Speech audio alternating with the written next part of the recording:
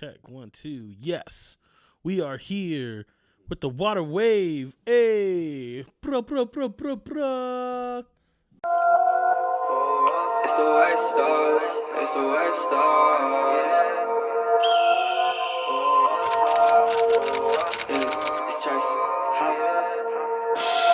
What's going on, guys? I'm Eric, back with another Waterwave Couch episode. I believe it's episode 13. Yes, I'm lucky here 13. with Nur-D, what's up, everybody? D. Hey. He has been going crazy so far in 2020. Thank you. Like, we can't even explain. Yeah, the month just started and we're already off to a good start. I'm not mad. Before we get too deep in the episode, he's gonna try the water for the first time. Ooh, this is Northern Chill, America's water, and that's what I like to hear. So here we go. Look at this. I've never had this before. I'm really excited. 7.8 pH, natural alkaline. Let's take this out. Ooh, that's some high quality H2O. It's my favorite. Okay. It's my favorite. Let's get it. All right. If you don't know what Northern Chill is, it's a premium natural mineral spring water born from a glacier-created aquifer from Polar, Wisconsin. Whoo. 7.8 pH, it's all natural, has one ingredient, mineral spring water. Look at that. That's the only thing you need. It's just water. And better yet, you can get 25% off and free shipping if you use code 25NCWWTV. Get it. Checkout on Amazon. That's amazing. This is good stuff. Honestly, if I'm gonna be real talk, I was coming on like, oh, it's just water, it'll be whatever. But actually, this is really dope. It's nice water. That's awesome. There you go, everybody. This is the real stuff.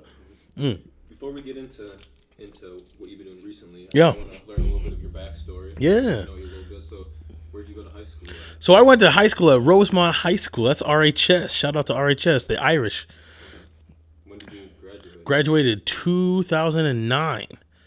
The coolest class to ever graduate from that place. And then when did you find your passion for music? So I've been always into music. Ever since I was really young, I've been into music, but it's always been different.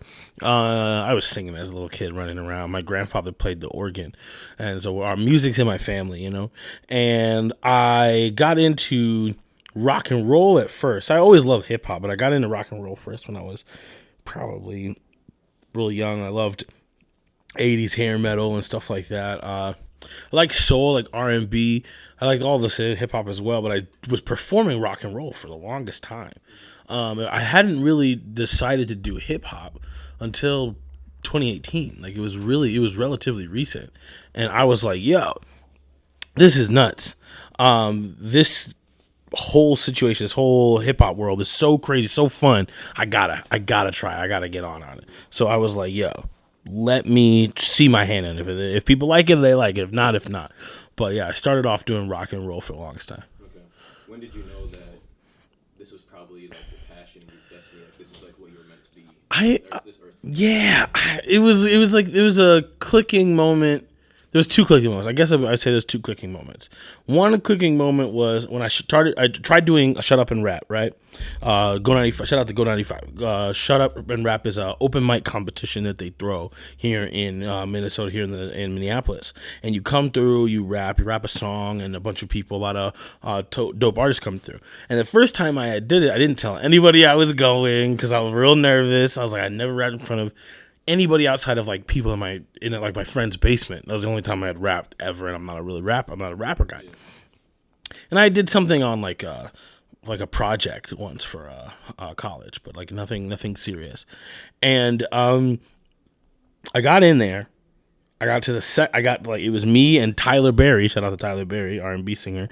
It was just us two at the top, and Tyler Berry won. And I remember I walked away from it, and Mr. Peter Parker, he sat me down, and he talked to me for about 30 minutes about he's like, hey, I see a lot of potential in you. Hey, I see that you have this thing about you. This might be something that you can do, but here are some of the things that you need to make sure that really happens. Like, get your socials up, get this going, do this going, like, blah, blah, blah. So he really hit me with, like, some hard, real truths at the time. And I think that was click because I lost and I didn't feel discouraged. I felt invigorated. I felt like there's room to grow. I have stuff that I can do. So that was the first clicking moment. The second clicking moment was after I had come back, one shut up and rap 4 times in a row. They retired me. But they offered me a position at Soundset 2018.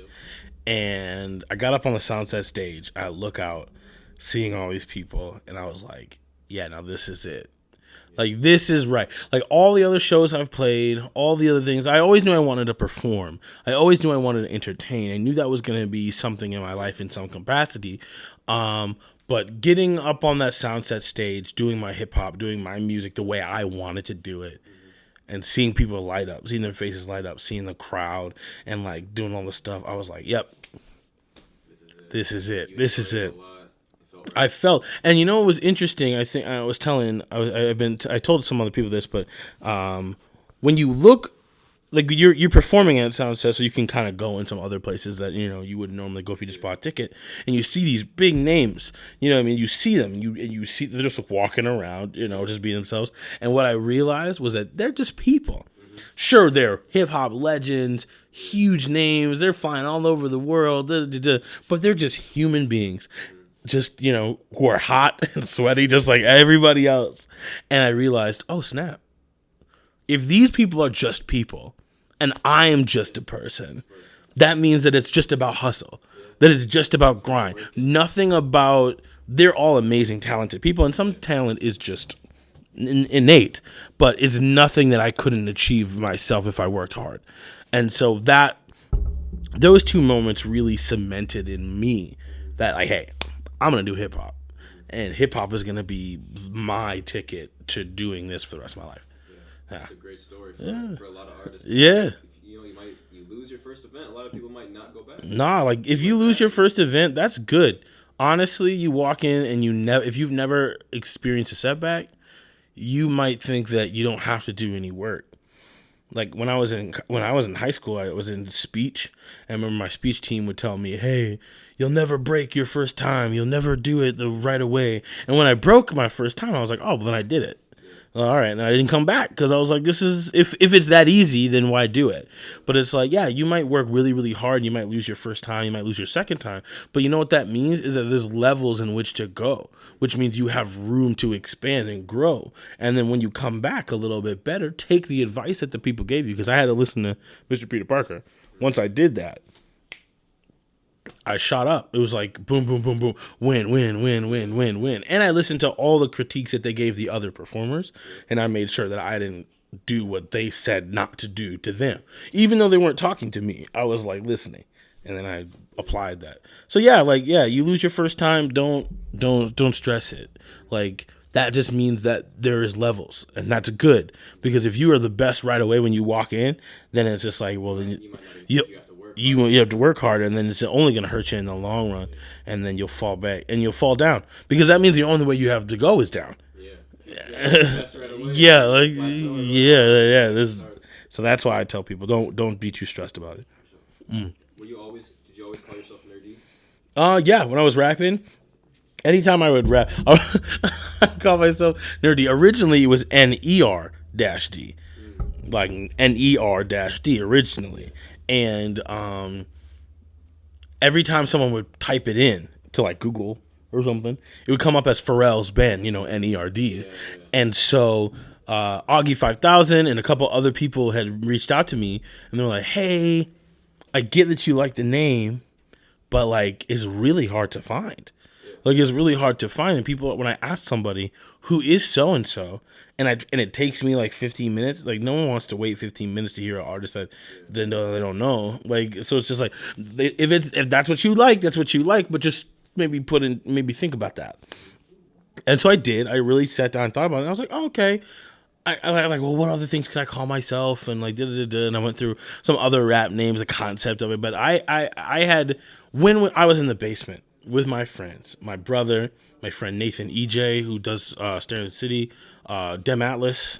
When I was with my friends at that point, I'd always used Nur-D because everyone else had a cool rap name, and I want to have a cool rap name. But Nur-D was like who I was. Like that's what people called me. That's what I got made fun of sometimes.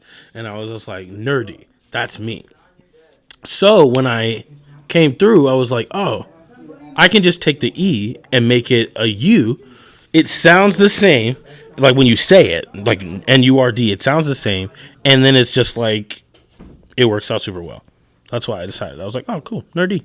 Like Super easy. Because it's a different. It sounds. Yeah. You say nerdy, it's like nerdy, but it also looks like nerd. So it's like, Yeah. it's like a double word. It works out really well. And fun story, Brother Ali, he messaged me before we started going on tour, and he messaged me and he said, hey man, I don't know if you know. He's like, I'm sure you know this, but N-U-R in Arabic means light, spiritual light. Like, it just means light. Like, and so that's really cool that you go by that, and because that's what you like kind of give out.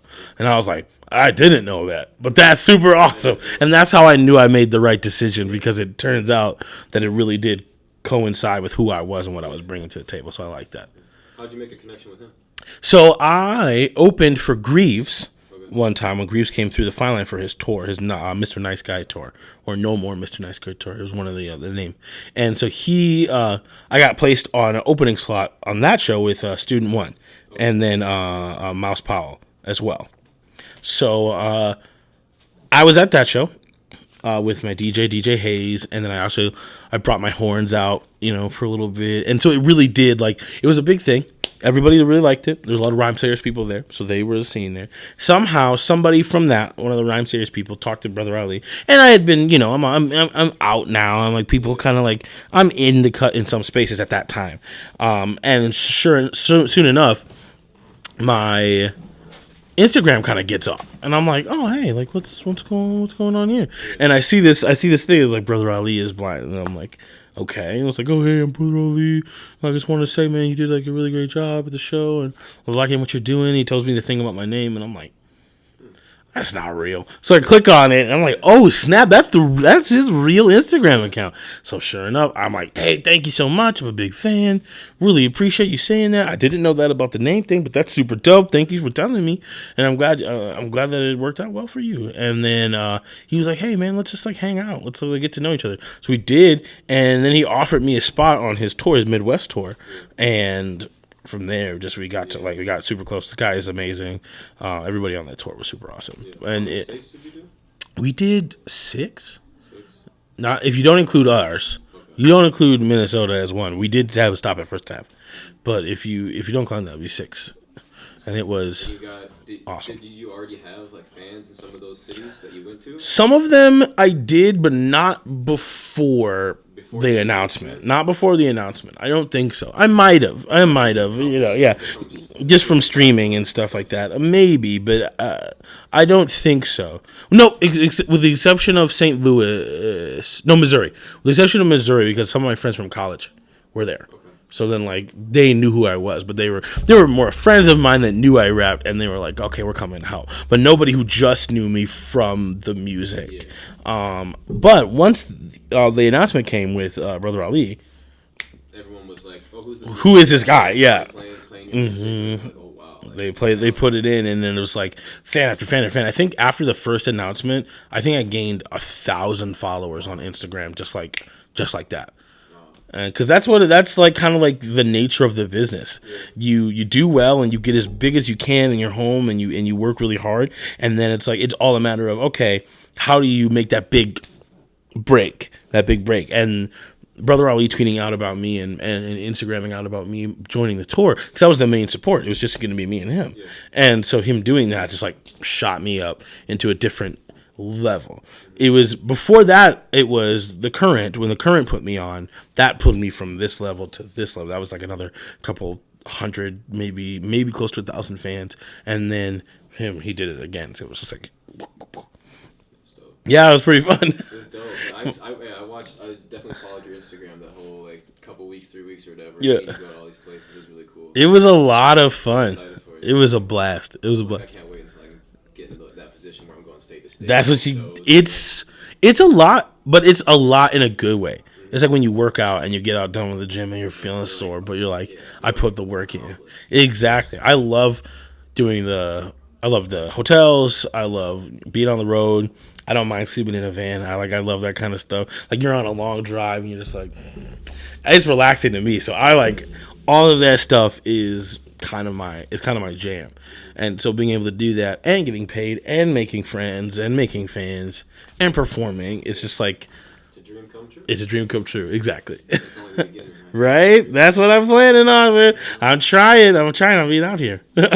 So you said you went to college? Yeah. What'd you go for? I went for music business. Okay. That was my major. I went to music business.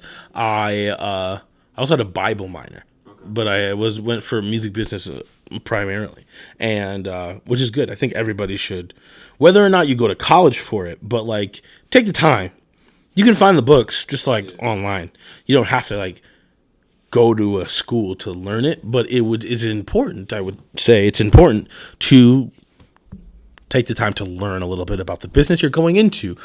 Like learn about how contracts work, learn about just like copyright and what you'll need about certain things. Learn about anything you can regarding the business and the best way to do it and to network and all of those things, because it's going to help you in the long run. It helped me in the long run. I avoided a lot of things that I could have been really stuck in had I not known a little bit about it.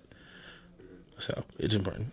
So I want to talk about the MLK event you did. Yeah. That looked really cool. It was so much fun. It was such a blow. Me and DJ Hayes, we got there at the Ordway, which is a beautiful building, has so much history and so much performance history, and being able to be on that stage alongside all of these great leaders, all these people who are really putting in for the community and for the culture. It was just a wonderful, wonderful time. It was really funny. I was telling people, like, the day was so, like, intense because we're talking about Martin Luther King Jr. We're talking about, like, just the life that he lived, but also, like, the legacy that he left, the problems that we still have, the things we're doing to change it, all of these things. So it's really heavy stuff. And so we're back, stage in the green room, we're hanging out, and I'm like, man, I'm going to just be dancing around. Like, I feel like I'm going to be really, like, different. And so here I am. I come out, they announced me. I come out, and I'm just like, everybody stay, like, we're going to stand up. We're going to do some dancing. We're going to get out here. We're going to be crazy. And you see this sea of, I would say, like, civil rights veterans. Like, they have been out in the trenches of, like, making sure this place is a better place. So there, you have these older people. Everyone's in, like, a suit. Everybody's, like, dressed, like, for, like, this important event. And here I am in my overalls and my, snapback. I run out. Hey, we about to dance. Hey, we're gonna take my picture. We're gonna do all this stuff. And like immediately, I see faces go, like, wow, this is a lot. But by the end of the first song, they were ready to go. Yeah, you can't not. Like, all of you, every show I've been to yours has been amazing. Like, Oh, thank you. Yeah, thank you very much. It's great. It was like a powerful moment to be up there and be like, oh wow, like, hey, we're really doing it. Like, we're really doing it, and these people are about it. They're my community. They're into it, and I get to give back. I get to be a part of this legacy that has been so pervasive in our world and in our life, and it was so wonderful. I loved it. I had a blast. Not to kill the mood, but my bunny's chewing up a shoebox. Oh no! I'm about to just move him away from that before we continue. Okay, no worries. We want to make sure the bunnies don't eat all the shoe boxes. Oh wow, he was getting it. Be hungry. So there you go. That's why he leaned over here. He was chewing up some paper. Okay, the bunny is trying to get it. He's trying to eat, and he's eating paper and cardboard. He's eating whatever he can. That's why he's running around. He's just sniffing for something. I've been that way. So, I want to talk about your album. Yeah. The songs about stuff. Mm-hmm. I think every song on there is great. Hey, thank you. I listened through it last night and today again, just before this, so I could hear it all again. And like every song is like so diverse. Like you can really you do every type of rap. Like, yeah. I would say you got like the Nur-D style, which is like the Black Wizard wave, that type of style, and then you got almost like a Jay-Z style. I can't remember what song it was, but it's towards the end, and then you have the boom bap kind of stuff. Yeah. There's just, you literally do everything. Like, yeah. It's like the story behind that. The concept for the whole thing was kind of like, I wanted to do a whole album that was just me, Because my last project, Mixtape 2 Electric Boogaloo, I had features and I had just like that, and which is all great, and I love doing that, and I'm doing that in my next project with a little bit more people on it. But like, I wanted to have something that was an introduction to people if they didn't know who I was. And like, here is me. I have a lot of different facets to me, and I wanted to do just a little bit of everything because I enjoy it. I kind of think that we're moving into a world where the music we make is going to be a little bit more eclectic, a little bit more different for everybody. Everyone's going to have a style that they work well with. You know what I mean? Like, oh, this is my thing. This is what I do well. But like, I think musicians should be more like the Avatar, like where they can like kind of use all the different elements. Does they have to work at it? And so that's what I wanted to do in this album. And so it was really funny because at a couple of the songs, Feeling Like Kiss, Rebecca, those two, they were late add-ons. I was sitting there, and me and D Mill were in the studio. We're finishing up on the other ones. It's like 8 songs at this point, so it's pretty decent length of stuff, you know. And I'm sitting there, I'm just sitting in the chair going like, we're not done. Like, we're not done. I wanted to add some more stuff. Like, we're not done. And I don't know what it is, but I'll come back to you. And I started writing, and I wrote those 2. And I was like, maybe I don't put it in. I was like, maybe I don't put it in because it's like, it's so different, you know, and maybe like that's not going to be a thing. And my brother, he actually told me, he was like, to who? Like, what does that matter? It's your album. Do you like the songs? Then put them in there. Yeah, they don't sound like the rest of it, but that's fine. Don't have them sound like that. The only person who decides what your music sounds like is you. So that's the whole reason why you started doing hip hop in the first place, was to be yourself. And I was like, you're correct. And so shout out to Tuvok the Word, my brother. He gives that wisdom from time to time, and put those songs on the album. And as soon as I listened to it from beginning to end, I was like, okay, that's right. That sounds right. And yeah, that's what it was. That's how it all came together. One thing I think you do very well is your image matches your music and the way you act. Yeah. I think you really have the full package going right now. Like, how important is it to have all that come together as one? I think it's really important. A young artist, I think, either they don't understand or they haven't yet realized the importance of like how your brand as a concept. And like, I am blessed and lucky enough to be able to have my brand be who I am, which is why it's so important to be yourself when you're doing your music. If you are not a certain type of person, but you're trying to make music that way, it is going to come off really disingenuous. It's gonna come off really fake and commercial. We've all seen it. Yeah, like people will have an image that just does not match their music. Yeah, and you're just like, that's, you know, it's so. People will cock their head to the side. They'll be like, I'm not feeling it. And that's why I was like, all right, well, if I'm going to do music, I'm going to make it myself. And I'm weird. I'm nerdy. I like comic books and professional wrestling and stuff like that. That's my thing. And since I like those things, that'll be what my brand's about. And then I make sure to put everything in that stuff. And it's easy to do because I like those things and I enjoy those things. So it makes it real easy to kind of like put everything together in a package. And when you have something in a package, people can understand what they're getting on board with. Even if they don't like the same things that you like, they know at least what you're about. You know what I mean? Some people might not like comic books, but they'll go see the Marvel movies because, like, okay, like I get it. I might not be into all the stuff, but like I like this package that you're bringing to me, so I'll come out. And I have friends who are like, I'm not really into comics and Harry Potter and stuff or professional wrestling, but I like your music because they can tell that I like those things and I'm just enjoying myself doing music. And so, yeah, I think it's really important to make sure your brand, make sure your music and your what you're presenting is something that you can wholeheartedly get behind. I think that's important. Hello? That's my TikTok impression. Hello? Whoa, it's crazy. After this, I'm going to take a TikTok. Yeah. The idea from the Wiseman in our last interview, they said they want to do TikToks after all their interviews. Ooh, I like it. Get that going. Like, just anything, like you just being like, it's Nur-D, yeah. Get an interview, and then maybe sign on the wall. Yeah. How do you feel about people, like, not comparing you to Lizzo, but saying that you two, like, together could be, like, the duo of the decade? Yeah, This is what I say. I love Lizzo so much. I think she does such a great job doing music. It is tough sometimes to get out of the shadow from an artist that is similar to you.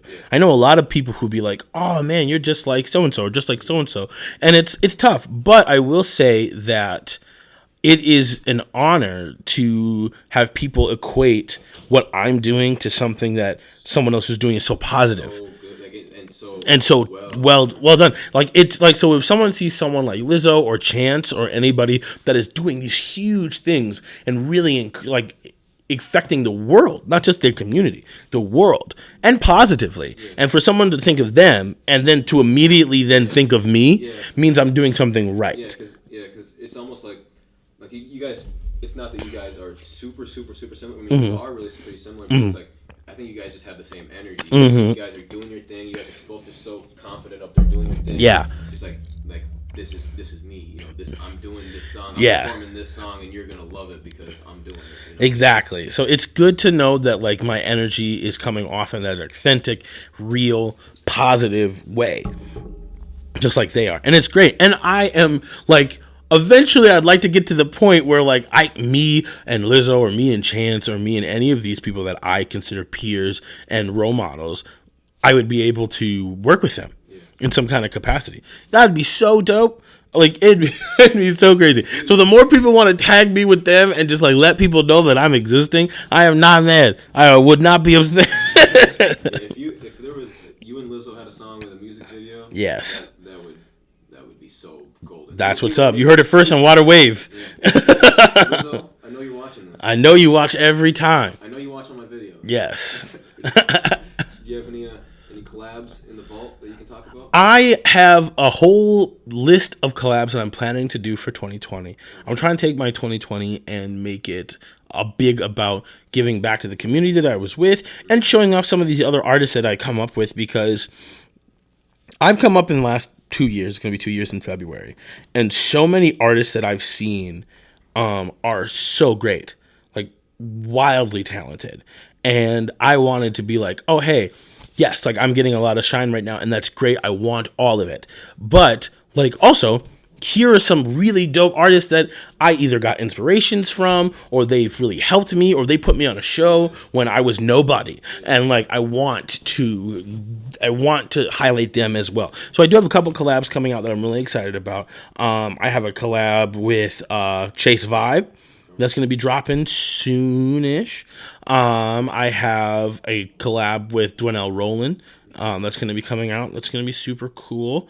I have a couple of plans to do some stuff with people like Jake Giller, Jake Giller, Drew, Minneapolis Drew, Christopher Michael Jensen, if we can make that happen, as well as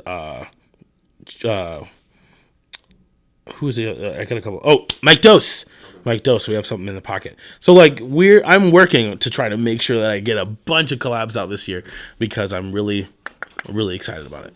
I think 2020 is your year. If I could put my money on anyone, that the guarantee that they're gonna blow up, or not maybe whatever blow up means. Yeah. Take that huge thing. Like the next leap. I think they're watching you take that leap right now. That's like the process is what is going on. That's what I hope for, man. I remember looking back at you and like I don't know how long ago it was, but like when you perform all the time, and like you were good at performing, really good with people.